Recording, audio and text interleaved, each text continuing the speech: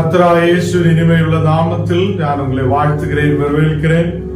தேவனுடைய வார்த்தையுமாய் உங்களோடு கூட ஆயிருக்க கர்த்தர் கிருபை செய்திருக்கிறார். அவர் உண்மையான தேவன், நம்மை ஆசீர்வதிக்கிறவரும் நம்மை வழி நடத்துபவருமாய் நம்மோடு கூட இருக்கிறார். லூக்கா 18ஆம் அதிகாரம் അതിന്റെ 13ാമത്തെ വചനം വാസിக்கலாம். ലൂക്കാ 18ആം அதிகாரம் അതിന്റെ 13ാമത്തെ வசனம். ஆயக்காரன் தூரத்திலே நின்று தன் கண்களையும் வானத்துக்கு ஏறெடுக்க துணியாமல் தன் மார்பிடத்தில் அடித்துக் கொண்டு, தேவனே பாவியாய் என்மேல் கிருபையாயிடும் என்றார். தேவனே பாவியான என்மேல் கிருபையாயிடும் என்றார். இங்கே இயேசு கிறிஸ்து ரெண்டு மனிதர்களை பற்றி ஒரு உபமை சொல்லுகிறார். ரெண்டு பேரும் அதே தேவாலயத்தில் கடந்து வருகிறார். அது ரெண்டு பேரும் தேவனுக்கு முன்பாக கடந்து வந்து ஜெபிக்கிறதே குறித்து, அவங்க அங்கே பேசுறதே குறித்தும் ஒரு உபமையாய் தேவன் சொல்லுகிறார். இங்கே 9வது வசனம் வாசிக்கும் போது, அன்றியும் தங்களை நீதிமான்கள் என்று நம்பி மற்றவர்களை அற்பமாய் எண்ணின சிலரை குறித்து அவர் ஒரு உபமையை சொன்னார். அதாவது தங்கள் நீதிமான்கள் என்று அநேகர் எண்ணுகிறார். இன்னைக்கு கிறிஸ்துவ மக்களும் எங்கள் சபையிலே மக்கள் தான் நல்லா இருக்கும், அவங்களுதான் பாவம் இல்லாதவங்களா இருக்கும், நாங்க தான் பரிசுத்தவான்களா இருக்கும், அதெல்லாம் சொல்லி தங்களையே புகழ்ந்து மீதி உள்ள சபைகளை குறை சொல்லுது அநேகரை நாம் பார்க்கிறார். இந்த லென்த் நாளுகளில் நாம் அதை எப்படி இருக்கிறார் என்று இந்த நாளுகளில் யோசித்து பார்க்கட்டும். அநேகர் நீதிமான்கள் என்று தங்களையே நினைத்துக் கொள்ளுகிறார், மற்றவர்களை அற்பமாய் எண்ணுத சிலர் இருக்கிறார். மற்றவர்களையே அற்பமாய் எண்ணி மற்றுள்ளவர் அதை அற்பமானவங்களை என்றும் பாபிகளானவங்கள் என்றும் மற்றுள்ளவர்கள் தேவனுக்கு பிரியமில்லாதவங்கள் என்றும் அந்த சபை நல்லதல்ல என்றும் அவங்க சரியில்லை என்றும் எல்லாம் சொல்லப்படுதா அநேகர் இந்த நாடுகளில் இருக்கிறார். தங்களையே நீதிமான்கள் என்று எண்ணுகிறார். கர்த்தருடைய பிள்ளைகளே, அப்படிப்பட்ட மனிதர்களுக்கு முன்பாக இயேசு ஒரு உபமையை சொல்லுகிறார். யார் நீதிமான் என்று அங்கே ஒரு உபமையை எடுத்து பேசுகிறார். இரண்டு மனிதர்கள் ஜெபம் பண்ண தேவாலயத்துக்கு போனார்கள். ரெண்டு மனிதர்கள் தேவனுடைய ஆலயத்துக்குள்ளே கடந்து வருகிறார். ரெண்டு பேரும் ஜெபத்துக்காக கடந்து வருகிறார். இவங்கள் ரெண்டு பேருடைய ஜெபங்களை குறித்தும் இயேசு அங்கே எடுத்து சொல்லுகிறார். இந்த நாளுகளில் நம்முடைய ஜெபங்கள் எப்படிப்பட்ட ஜெபமா இருக்கிறார் என்று நாம் சற்று நேரம் யோசித்து பார்க்கட்டும். அதே நம்முடைய ஜெபங்கள் எப்படிப்பட்ட ஜெபம்? நாம் தேவனோடு கூட கேட்கிறது என்னென்ன காரியங்கள் கேட்கிறார்? தேவனுக்கு முன்பாக கடந்து சென்று நாம் மற்றவர்களே அற்பமாய் எண்ணதவங்களாய் இருக்குது இல்லையா? நாம் தேவனுக்கு முன்பாக கடந்து செல்லும் போது தங்களையே நீதிமான்கள் என்று நினைத்து அநேகருக்கு விரோதமாய் குறைகளை எடுத்து பேசுதா அநேகராய் இருக்கிறார் என்று அதை நாம் கொஞ்ச நேரம் யோசிக்கட்டும். அதே இந்த நாடுகளில் கர்த்தருடைய பிள்ளைகளே, தேவனுடைய ஆலயத்தில் ரெண்டு பேர் கடந்து வருகிறார். இவங்க ரெண்டு பேரும் ஜெபத்துக்காக தேவனுடைய ஆலயத்தில் வருகிறார். அதில் ஒருவன் பரீசனாய் இருக்கிறது, ஒருவன் ஆயக்காரனாய் இருக்கிறார். பரீசன் அவன் நின்று அந்த 11வது வசனம் வாசிக்கும் போது, பரீசன் நின்று, தேவனே ഞാൻ പരികാരൻ അന്യായക്കാരൻ വ്യഭിചാരക്കാരൻ ஆகிய மற்ற மனுஷரை போலவும் இந்த ஆயக்காரனை போலவும் இராதனால் உம்மை ஸ்தோத்திரிக்கிறேன் என்று சொல்லுகிறார். இவங்களை போல அல்லாதே ഞാൻ വ്യഭിചാരക്കാരെ പോലെ നടന്നതില്ലേ, അന്യായക്കാരനെ പോലെ നടന്നതില്ലേ, പരികാരൻ மாதிரி இருந்ததில்லையே, அந்த இந்த ஆயக்காரனை போலையும் ஞான் இல்லையே என்று சொல்லி அவன் உம்மை ஸ்தோத்திரிக்கிறேன் என்று சொல்லுகிறார். தம்மையே நீதிமானாக்கி காட்டுதா அந்த பரீசன். பரீசன் தம்மையே புகழ்ந்து பேசுகிறான். அதே அந்த ரெண்டு பேரும் ஒரே நேரத்தில் ஆலயத்துக்குள்ளே தேவ ஆலயத்துக்குள்ளே இருக்கிறார். இந்த தேவ ஆலயத்துக்குள்ளே பரிசன் நின்று, இனி உள்ளவனே காட்டி, அந்த ஆயக்காரன் மாதிரி அல்ல ഞാൻ, ஆண்டவரே அவன் மாதிரி அல்லையே, அப்படியே நான் இந்த ஆலயத்தில் நீதிமானாய் இருக்கிறார் என்று சொல்லி தம்மையே உயர்த்தி பேசுகிறார். அப்போ நாம் ஜெபத்துக்காக ஆலயத்துக்குள்ளே கடந்து வரும்போது முதல்வாக நம்மோடு கூட இருக்கிற மனிதர்களே நாம் அற்பமாய் எண்ணக்கூடாது. நாம் ஆலயத்தில் கடந்து வரும்போது தேவனை துதிக்கிறதுக்காக, தேவனை ஆராதிக்கிறதுக்காக கடந்து வருகிறார். தேவனை ஆராதிக்கிற பிள்ளைகள் அதை என்னை காட்டிலும் கம்மியான நிலையில் ஒருத்தன் டிரெஸ் போட்டிருந்தான், என்னை காட்டிலும் கம்மியான நிலையில் செல்வத்தோடையும் அதை கம்மியான நிலையில் உள்ள படுப்போடையும் ஒக்கே இருந்தால் அவனை அற்பமாய் எண்ணக்கூடாது. இந்த நாளுகளில் அநேக ஆலயங்களில் அதை அற்பமாய் எண்ணுதான், தம்மையே நீதிமான் என்று எண்ணி அநேகரை அற்பமாய் எண்ணுகிறான்.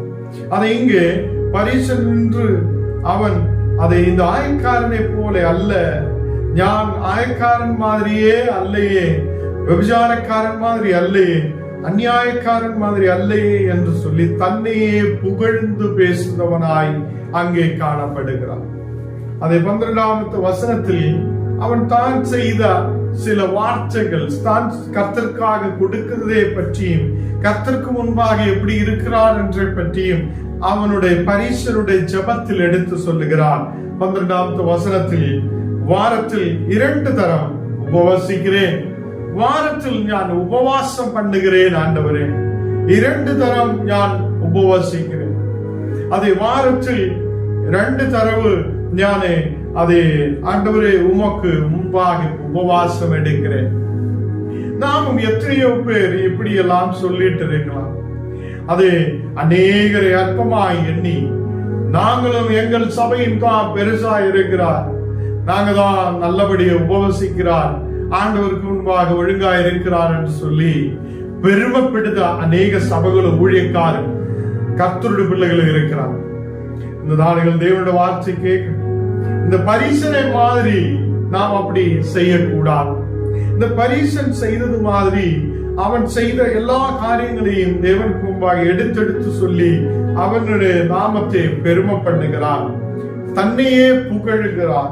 அதே 2 தரம் நான் உபவசிக்கிறேன், வாரத்தில் 2 தரம் உபவசிக்கிறவனாய் காணப்படுகிறேன், என் சம்பாத்தியத்தில் எல்லாம் தசம பாகம் செலுத்தி வருகிறேன் என்று அங்கே சொல்லப்படுகிறார். என் சம்பாத்தியத்தில் எல்லாமே ஆண்டவரே உமக்கு முன்பாக ஆலயத்துக்கு முன்பாக தசம பாகம் கொடுத்து வருகிறேன் என்று தனிக்குள்ள ஜெபம் பண்ணினார். அவன் தசம பாகம் கொடுக்கிறவனாய் இருக்கிறார். ஏனென்றால் பரிசனுக்கு நிறைய பணம் இருக்கிறார். அவன் அந்த பணத்திலிருந்து அவனுக்கு கிடைக்கிற சம்பாத்தியத்திலிருந்து தசம பாகத்தை கொடுத்து தேவனுக்காக அதை முன்னாடி வந்திருக்கிறார் என்று எடுத்தெடுத்து சொல்லப்படுகிறார்.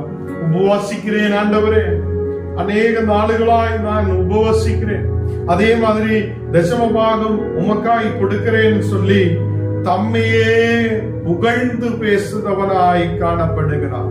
புகழ்ந்து பேசி ஜெபிக்கிற ஒரு ஜெபம் கர்த்தருக்கு முன்பாக நீதி உள்ள ஜெபம் அல்ல. புகழ்ந்து ஜெபத்தில் நாம் பேசும்போது நாம் நீதிமான்களாய் மாற்ற முடியதில்லை.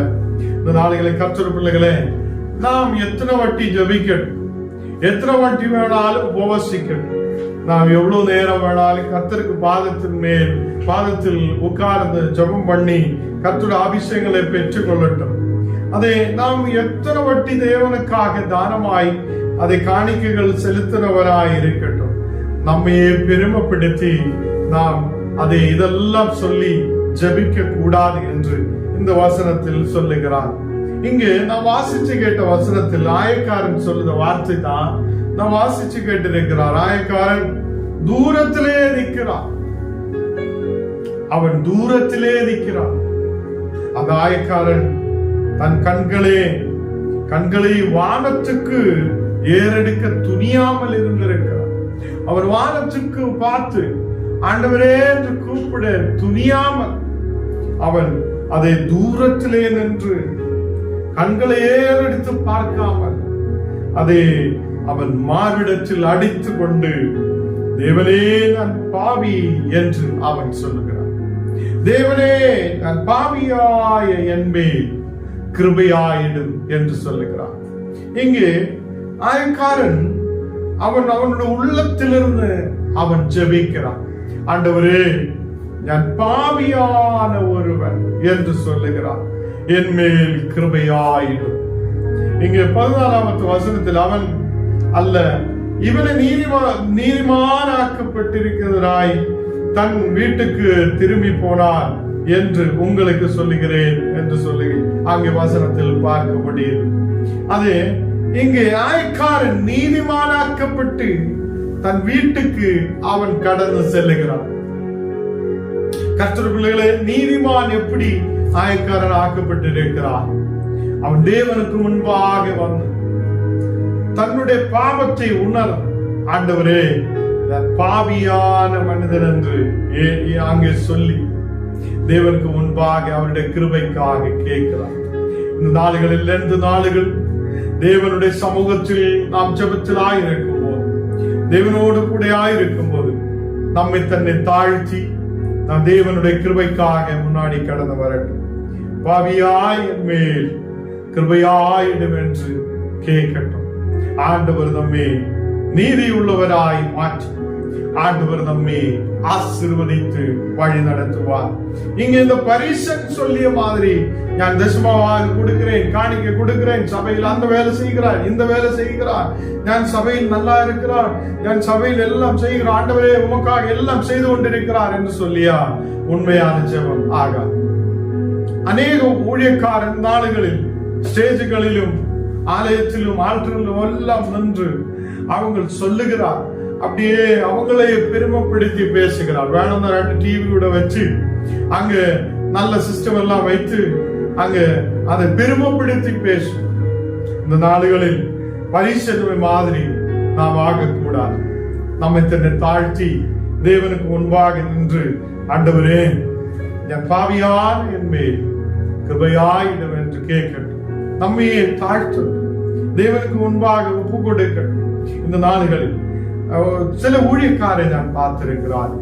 ஆலயங்களில் கடந்து செல்லும் போது விசுவாசிகளை மதிக்காத ஊழியக்கார், விசுவாசிகளை கவனிக்காத ஊழியக்கார், விசுவாசிகளை அதை ரொம்ப கீழ்த்தரமாய் பேசுத ஊழியக்கார். இந்த நாடுகளில் அப்படிப்பட்ட ஊழியக்கார் இந்த வசனம் வந்து சற்று நேரத்தில் யோசிச்சு பார்க்கணும். அதை இங்க சொல்லப்படுகிறார், நீ ஒருவனையும் அற்பமாய் எண்ணக்கூடாது, ஒருவனையும் அற்பமாய் எண்ணக்கூடாது. அநேக ஆலயங்களில் நாம் கடந்து செல்லும் போது தன் விசுவாசிகளே அற்பமாய் எண்ணி இவர் பெரிய நீதிமான் என்று காட்டுவதை நாம் பார்க்கிறோம்.